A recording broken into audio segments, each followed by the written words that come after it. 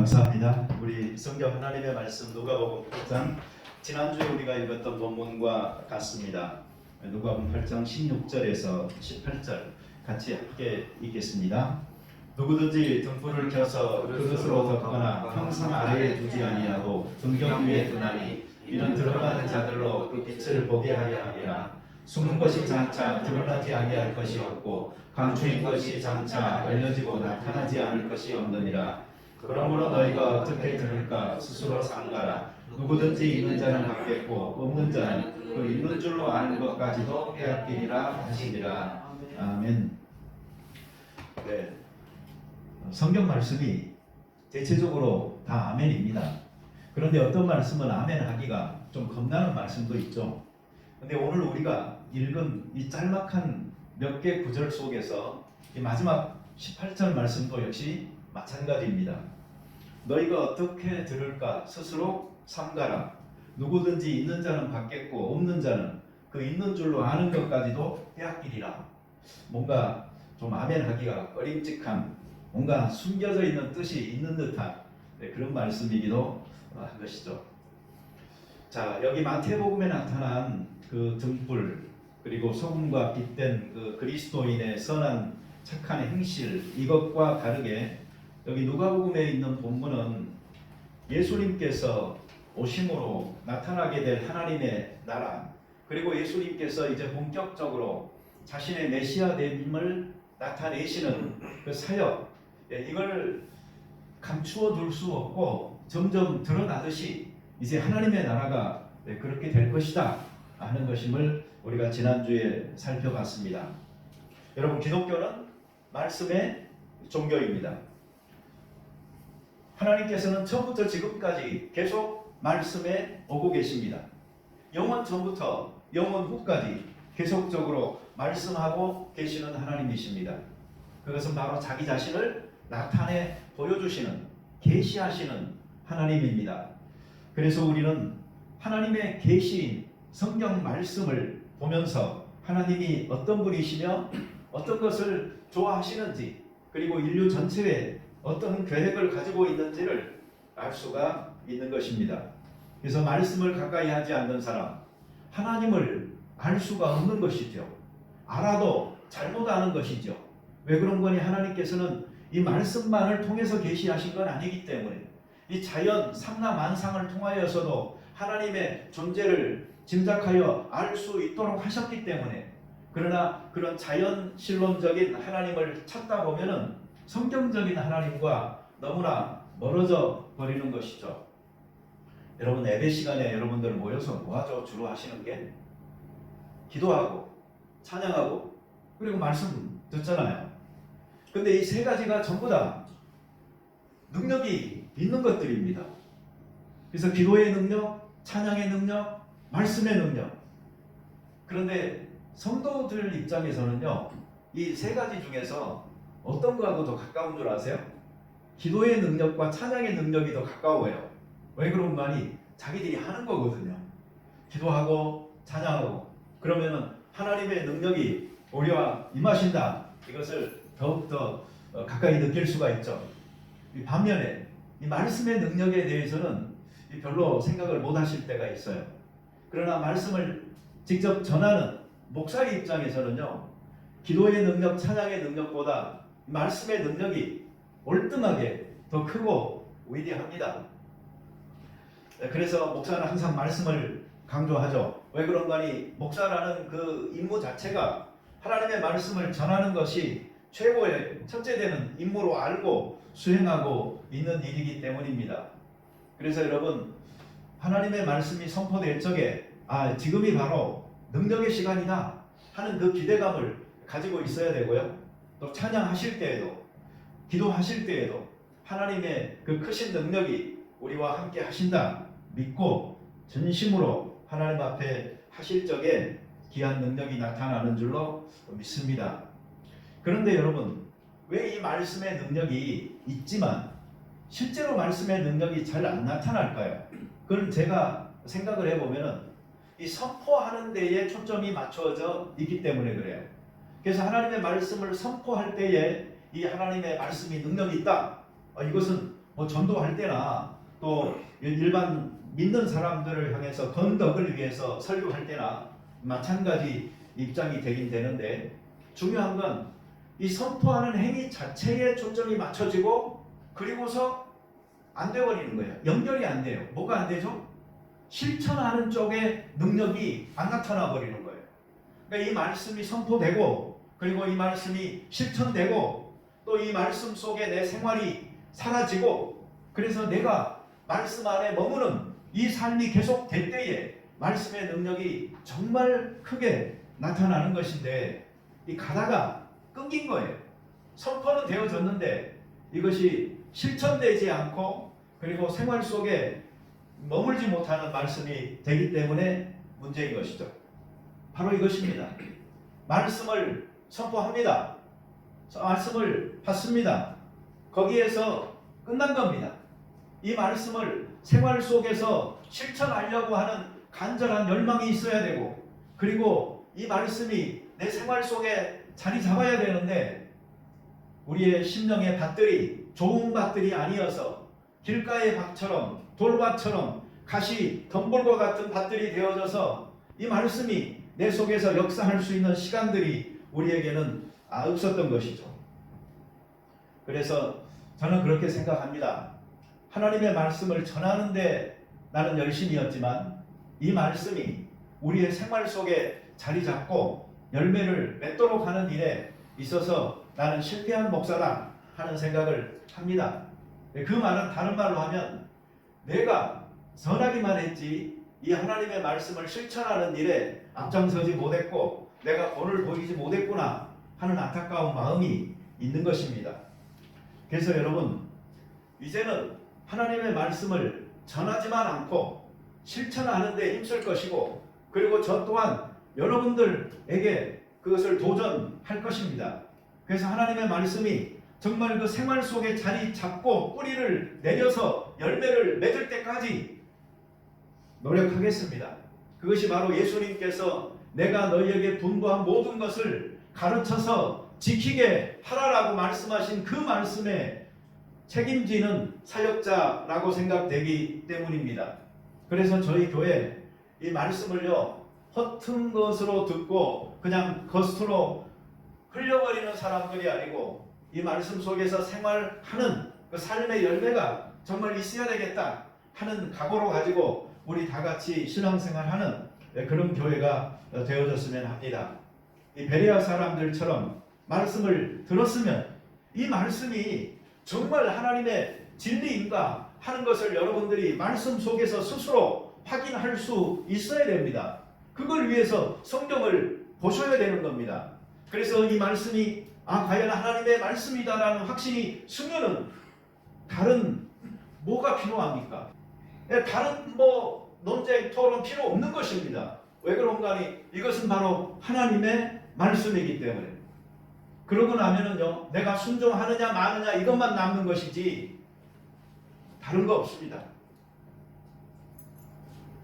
우리가 잘 아는 말씀 요한복음 8장 31절, 그러므로 예수께서 자기를 믿은 유대인들에게 이르시되, 중요한 게 뭐예요? 믿은 유대인들이에요. 이제 믿으려고 하는 사람이 아니고 믿은 유대인들에게 이르시되 너희가 내 말에 거하면 참으로 내 제자가 되고 진리를 알지니 진리가 너희를 자유롭게 하리라. 여러분, 예수님 믿으시죠?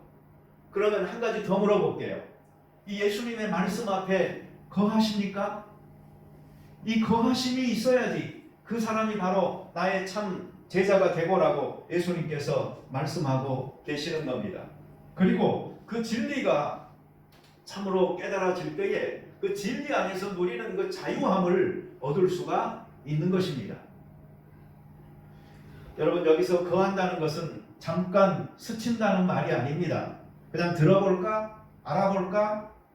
간본다, 맛본다 이런 말이 아닌 것입니다. 거기에서 머문다는 말입니다. 거기에서 내가 시간을 보낸다는 말입니다. 그래서 내가 말씀을 들은 것 같지만, 그리고 내가 말씀을 먹은 것 같지만 시간이 지나면서 그 말씀이 나를 먹은 것이 되어져서 내 생각과 내 삶에까지도 영향을 미칠 수 있는 그 말씀이 될 때에 능력 있는 말씀이 되는 것입니다. 오늘 설교 제목 순종하고 머물러야 결실한다입니다. 여러분, 말씀은 세상을 흔듭니다. 말씀이 선포되면은요, 평화가 오고 사랑이 오는 것 같죠. 그러나 예수님께서는 분명히 말씀하셨어요. 말씀이 선포될 때 혼란과 소요가 일어납니다. 분쟁과 다툼이 일어납니다. 왜 그런가 하니 이 말씀은 우리 속에 따르는 자와 따르지 않는 자로 나눠지기 때문입니다. 믿는 자와 믿지 않는 자로 선택을 요청하기 때문입니다. 그래서 마태복음 10장 34절에 내가 세상에 화평을 주러 온 줄로 생각하지 말라. 화평이 아니요 검을 주러 왔노라. 누가복음 12장 51절에서는 이것을 구체적으로 도리어 분쟁하게 하려 함이로다 했습니다. 평화와 사랑이 있기 이전에 뭐가 있어요? 이런 분쟁이 있는 거예요. 이런 다툼이 생기는 거예요.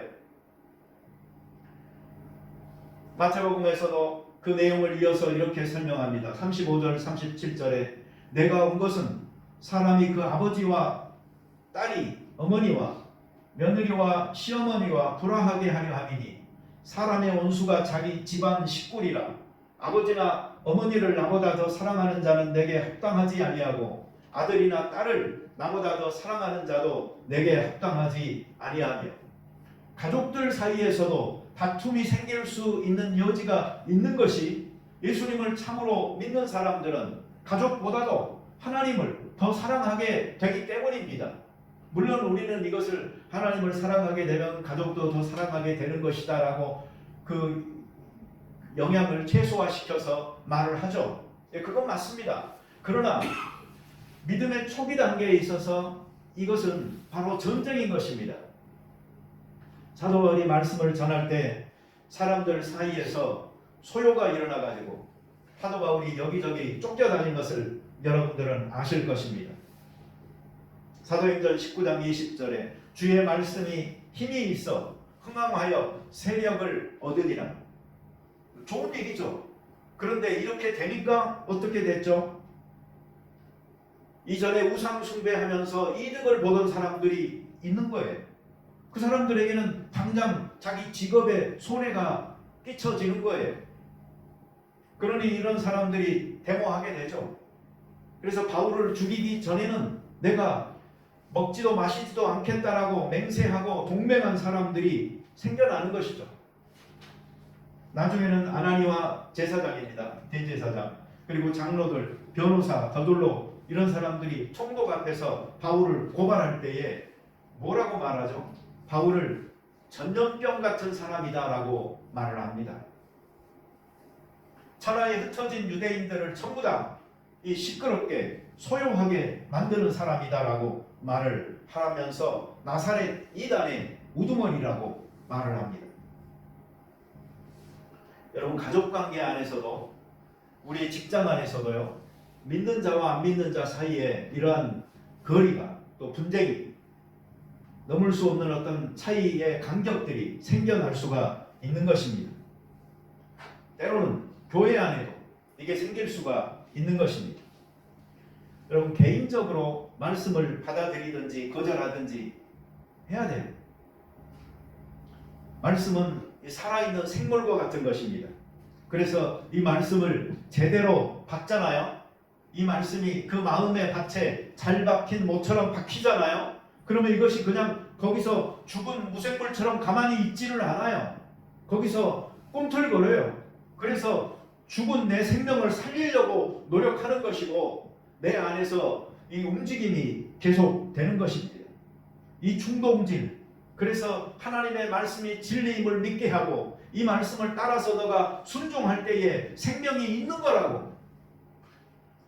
그래서 우리들 개개인은 갈등을 경험하게 되는 것입니다. 그런데 이 갈등에서 이겨야지 참 진리의 편에 서게 되는 것입니다. 그래서 오늘 예수님께서 여기 하고 계시는 말씀, 누구든지 있는 자는 받겠고 없는 자는 그 있는 줄로 아는 것까지도 빼앗기리라. 이 말씀은 무슨 말일까요? 예수님이 우리가 읽은 본문 바로 앞에서 하신 말씀이 뭔 줄 아세요? 그 그게 바로 씨앗 그 뿌리는 비유예요. 씨앗을 뿌리는데 어떤 씨앗은 길가 밭에 뿌려진다. 어떤 씨앗은 돌밭에 뿌려진다. 어떤 씨앗은 가시 덤불 밭에 뿌려지고 어떤 씨앗은 좋은 밭에 뿌려진다. 그래서 결국 결과가 다 다른 거죠. 이 길가에 뿌려져 가지고 길가가 사람들이 다니고 마차가 다니고 해서 콘크리트 바닥처럼 단단하니까 그 씨가 땅속으로 들어가지를 못하는 거죠. 내 마음이 그 말씀을 받아들이지를 못하는 거죠. 그렇게 시간 보내고 있는 사이에 새가 날아와서 그 씨앗을 먹어버리는 거예요. 그리고 예수님께서는 바로 이 새가 마귀다 라고 말을 하는 겁니다.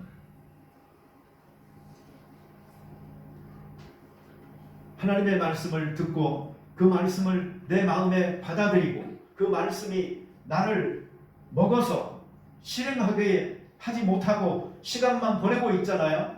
네, 그런 사람들 어떻게 될까요? 자기가 갖고 있다고 생각한 것마저 빼앗기는 것입니다. 그렇지만 말씀을 듣고 즉시로 믿고 그 믿은 것이 작은 믿음이라도 그것을 실행하려고 하는 사람들에게는 더 많은 것을 주신다. 이것이 예수님의 지금 이 말씀인 거예요. 여러분, 말씀에 이 믿음으로 응답하는 자와 아닌 자의 열매는 너무나도 다릅니다. 순종과 이 잡종의 차이는 너무나 다르듯이 말입니다. 순전하게 전해지는 하나님의 말씀을 순수한 마음으로 받아서 지금 순종하느냐, 아니면 내 생각으로, 내 경험으로, 내 희망으로, 내 시간으로 거기에 첨가해서 바르고 섞어서 떡칠해버리고 온갖 핑계를 대서 지금 불순종하느냐의 그 차이가 하나님의 말씀을 듣고 내가 순종하느냐 불순종하느냐를 만드는 차이인 것입니다. 여러분, 믿음의 문이 열리기를 바랍니다. 그리고 이 문을 두드리고 계시는 분은 바로 예수님이다라는 것을 확실하게 아시고 그분의 문 두드리는 소리에 내 영혼을 깨우는 소리로 알고 문을 열어 예수님을 초청하여 들이심으로 진정한 인생의 주인일 뿐만 아니고 이 삼라 만상 모든 만물의 주인이신 그 주께서 나를 다스리시는 삶으로 살아갈 수 있게 되기를 바랍니다. 이 하나님이 하시는 일과 사람이 하시는 일, 이 사이에서요, 우리는 분명하게 좀 균형을 잡을 필요가 있어요. 제가 이 목회를 하면서 보면은요, 어떤 사람들은 늘 이렇게 말을 해요. 하나님께서 답답하시면 어떻게라도 언젠가라도 변화시키시겠죠. 이렇게 말하면서 자기는 전혀 안 변하는 사람들이 있어요. 이것은 뭘까요?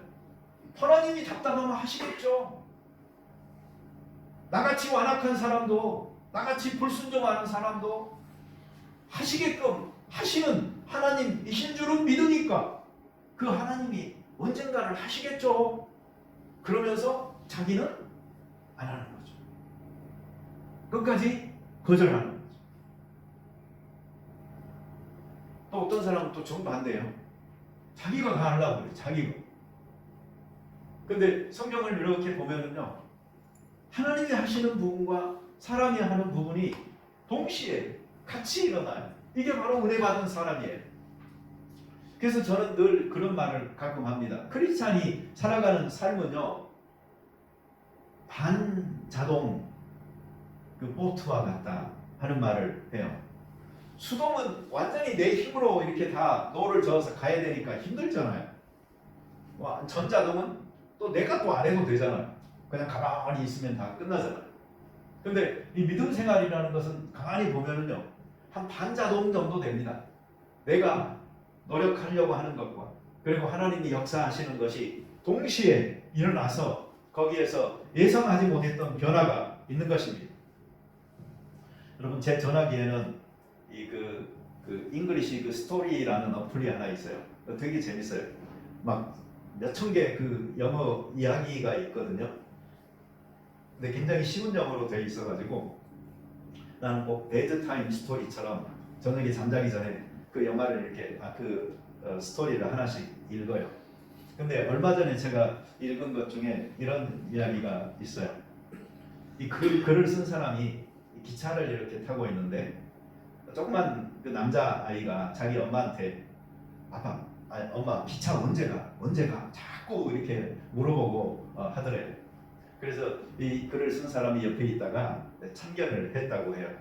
이 사람이 기차가 이제 조금 있으면 갈 건데 그냥 가는 게 아니고 너하고 내가 이 기차를 밀어야 가는 거라고. 그러니까 눈이 동그래져가지고 애가 보더래요. 이제 내가 조금 있다가 신호를 할 테니까 그러면 너가 그거 힘껏 밀라고 나도 밀 테니까.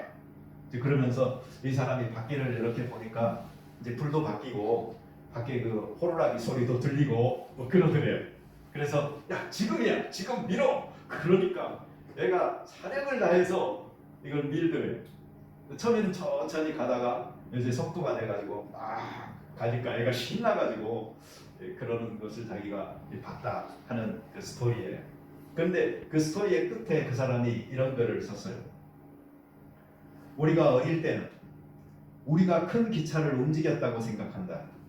그러나 우리 생을 움직이는 하나님의 그 위대한 힘에 우리는 아주 작은 힘을 보탰을 뿐이다.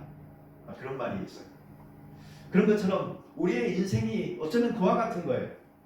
우리는 우리의 인생 이것을요 내가 움직이고 막 내가 하는 것처럼 생각할지 모르지만 보다 더 크게 운행하시고 계시는 분은 하나님이신 거예요.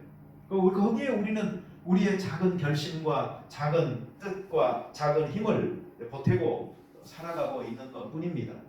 그런데 하나님께서는 이 은혜 받고 크리스찬의 삶을 살고 변화되어지고 또 능력 있는 영향력 있는 그런 크리스찬의 아름다운 향기와 열매가 있도록 하기 위해서도 우리에게서 이 작은 힘을 요구하시는 거예요. 완전히 두 손 다 놔버리고 하나님이 뭐 필요하시면 아무 때든지 은혜 주셔서 하시겠지. 평생 안 될 가능성이 많죠. 순종하는 마음과 자원하는 마음으로 이 은혜 앞에 내가 반응하고 할 때에 그것이 새로운 문들을 열어 나가는 것입니다. 여러분 세상 사람들은 상식을 좋아합니다. 상식을 쫓아서 살아요. 그리고 상식에서 조금 벗어나면 사람들은 믿음이 필요하다고 말을 합니다. 그런데 믿는 그리스도인들은 이미 믿는 그리스도인들은 상식 플러스 믿음이 함께하는 삶을 살고 있는 거예요. 그래서 이런 크리스찬의 상식에서조차 벗어나는 것은 뭐냐면 그것은 이미 미신인 것입니다. 내가 크리스찬의 상식으로 이야기합니다. 이 하나님의 말씀 앞에서 내가 기꺼이 순종하려고 하는 마음이 없으면요 우리는 사사시대와 같은 시대를 살아가는 무법한 사람들인 것입니다. 이미 성경은 완성이 됐고 그리고 우리는 이 성경 속에서 하나님께서 우리 크리스찬들의 삶의 틀, 그 규범, 정해준 구역이 분명하게 있는 것입니다. 그것을 마음대로 경계석을 움직여가면서 살려고 하지 마세요. 그건 자유로운 영혼이 아니에요. 지 마음대로인 것이지. 우리는 이 성경 속에서 크리스찬의 삶이 무엇인지를 보여주신 내용을 따라서 잘 살아가려면 하나님이 우리가 잡종이 아니고 순종하는 그리스도인이라는 것을 알려주시고 그리고 또 그런 자들에게 주신 축복을 우리가 받게 될 줄로 믿습니다. 요한복음 14장 21절에 보면요 예수님께서 이런 말씀을 하셨어요. 나의 계명을 지키는 자라야 나를 사랑하는 자니. 반대로 하면 뭐예요? 내 계명을 안 지키는 사람은 나를 사랑하지 않는 사람입니다. 15장 10절입니다. 내가 아버지의 계명을 지켜 그의 사랑 안에 거하는 것 같이 너희도 내 계명을 지키면 내 사랑 안에 거하리라. 성부 하나님의 그 계명을 성자 예수님께서 지켜서 그 아버지의 사랑 안에 거하는 것처럼 너희도 내 계명을 지키면 내 사랑 안에 거할 거다라고 이야기하신 거예요. 하나님의 사랑 받고 싶죠? 이러면 아마 그리스도인들은 다 아멘하죠. 그런데 그럼 계명 지키세요. 그러면 어떻게 될까요? 노면은 아니더라도 뜨거워 그럴 거예요. 성경은 분명해요. 계명 지켜라. 아버지께서 사랑하신다. 그 계명 지키는 자가 나의 사랑 안에 거하게 된다라고 분명하게 말하는 것입니다. 지난주에도 제가 말씀드렸습니다. 복잡해 보이는 로마서도 전반부 후반부 메시지는 간단. 믿어라. 그리고 믿음대로 살아라. 이 내용을 가지고 바울이 그 논문을 쓸 이유가 있었을까요? 예, 있었겠죠. 사람들이 그 간단한 것을 모르니까. 그러나 여기서 말씀드립니다. 그 복잡한 내용을 정말 요약해서 말씀드립니다. 복음을 믿으세요. 그리고 복음대로 행하세요. 여러분 어떻게 하면 교회 멤버가 될 수 있죠? 네, 우리 교회 멤버 되기는 너무 쉽습니다. 그냥 오시면 돼요. 그죠? 우리 교회 멤버 어떻게 하면 안 될 수 있죠? 그냥 안 오시면 돼요. 저는 지금까지 목회하면서 교인들한테 입교 원서 이런 거 나 받아본 적이 없습니다. 여러분 교회가 입회 원서 내고 입교하고 하는 그래서 그런 거 아닙니다. 왜 그렇죠? 하나님의 부르심이 있어야 그 사람이 크리스찬이 되는 것이고 로컬 처치에 하나님이 보내주셔서 더하게 하심으로 교회가 형성이 되어지는 것이고 하나의 몸으로 기능을 하는 것입니다.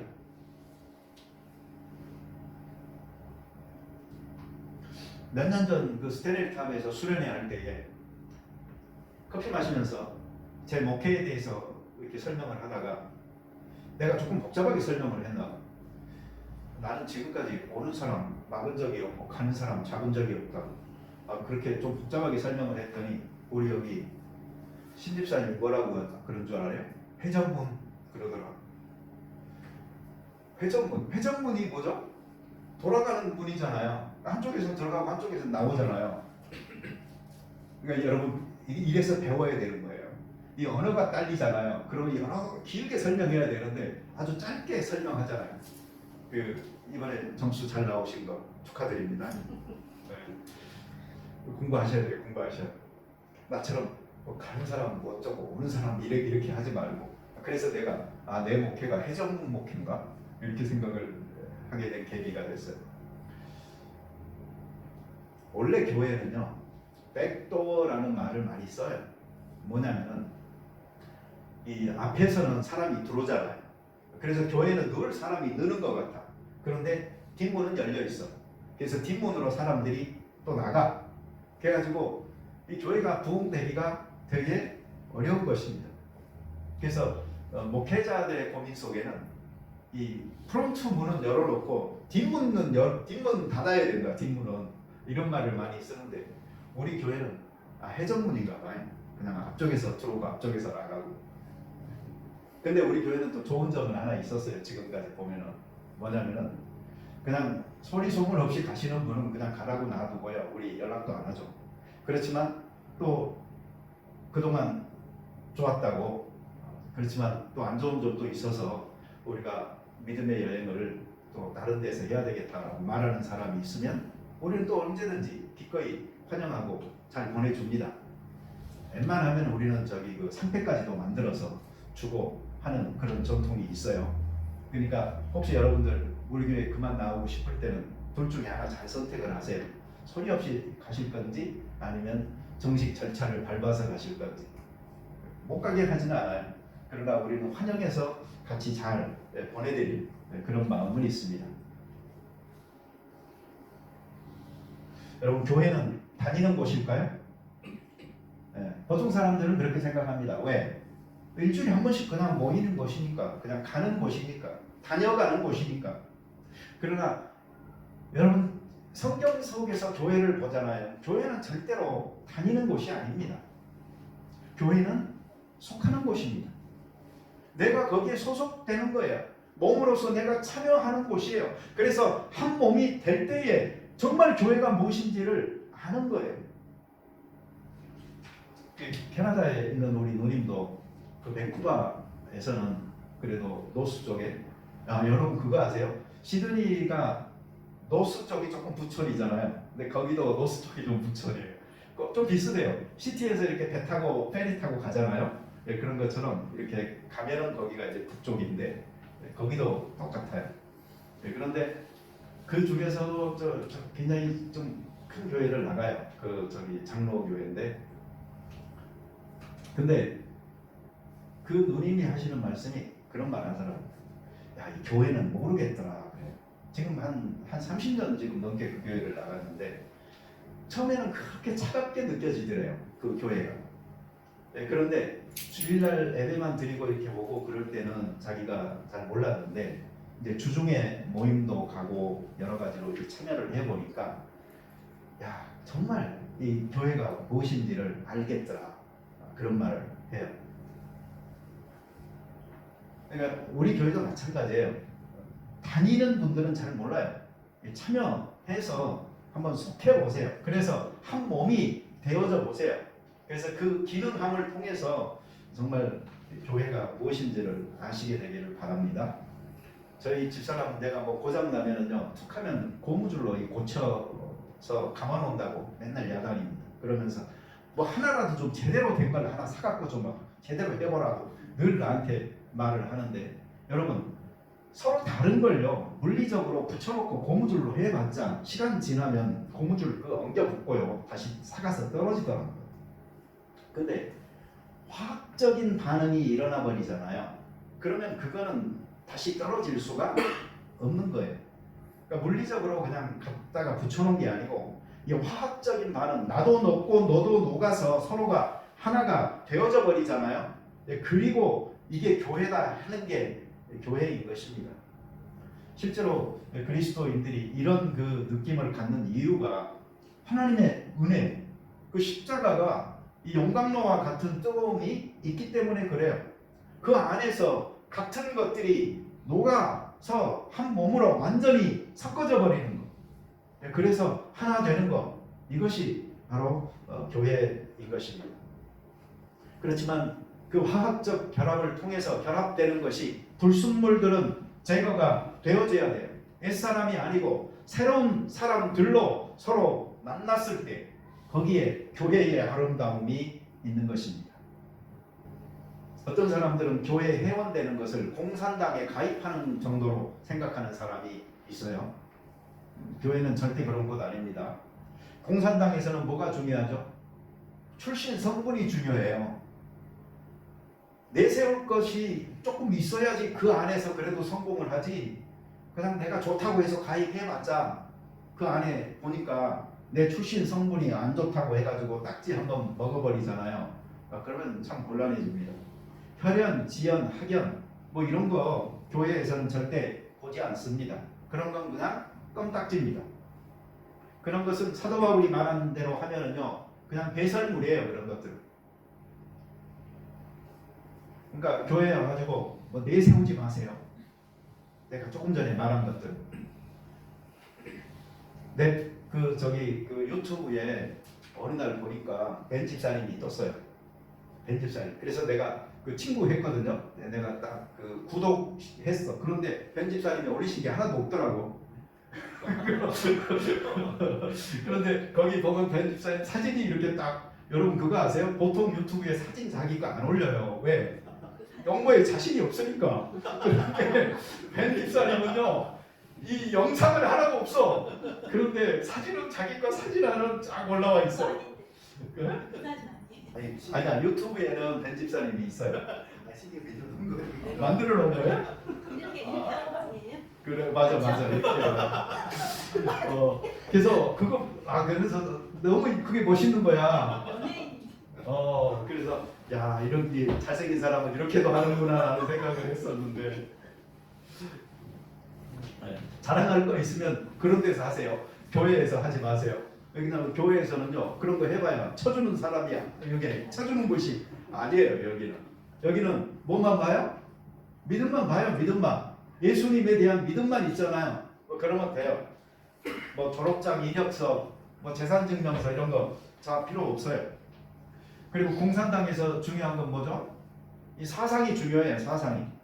그렇지만 교회는 누구 사상 검증하지 않아요.